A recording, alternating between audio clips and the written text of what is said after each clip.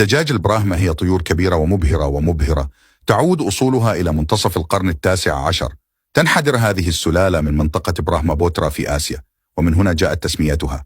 تم جلبها لأول مرة إلى الولايات المتحدة في عام 1858، ومنذ ذلك الحين اكتسبت شعبية في أمريكا وبلدان أخرى. تضع الدجاج البراهمة عادة حوالي 180 إلى 200 بيضة في السنة. يزن الذكور البالغين عموما ما بين 5 إلى 6 كيلوغرامات، بينما تتراوح الإناث بين 3 إلى 4 كيلوغرامات. هذا حجم كبير نسبيا بين الدجاج المربى سواء لإنتاج البيض أو اللحم.